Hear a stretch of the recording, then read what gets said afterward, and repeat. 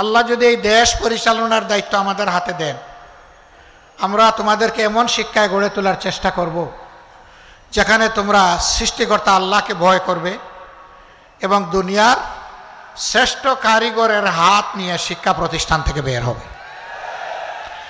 একদিনের জন্য বেকারত্বের অভিশাপের বোঝা তোমাদেরকে বহন করতে হবে না। শিক্ষার সার্টিফিকেট আসবে হাতে, সেই সাথে কাজেরও অফার লেটার আসবে তোমার হাতে। এরকম একটা দেশ করতে চাই।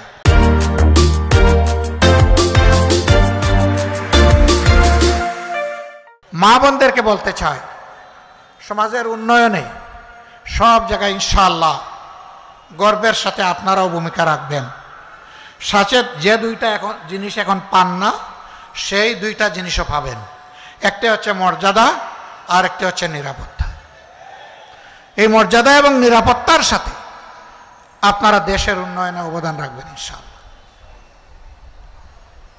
আসুন বাংলাদেশটাকে এমনভাবে আমরা গড়ে তুলি যে দীর্ঘ 54 বৎসরের যত জঞ্জাল সবগুলা শেষ করে দিয়ে আমরা যেন এমন একটি বাংলাদেশের নাগরিক হতে পারি, দেশে কিংবা প্রবাসে সর্বত্র বলতে পারি আমি গর্বিত, আমি বাংলাদেশের নাগরিক।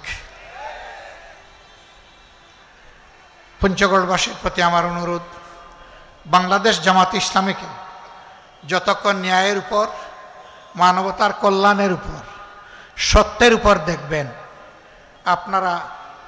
আমরা আপনাদের একটু ভালোবাসার কাঙ্গাল।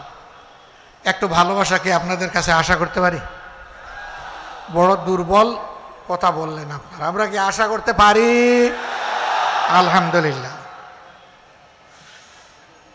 ভালোবাসাই যখন দিবেন তখন একটু সমর্থন, একটু সহযোগিতা তো আপনাদের লাগবে।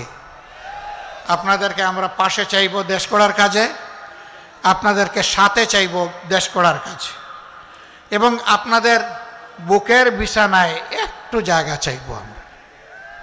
ওই জায়গাটা পেয়ে গেলে আমরা কথা দিচ্ছি ইনশাআল্লাহ মানবিক বাংলাদেশ আপনাদেরকেই সাথে নিয়ে আমরা গড়ে তুলব।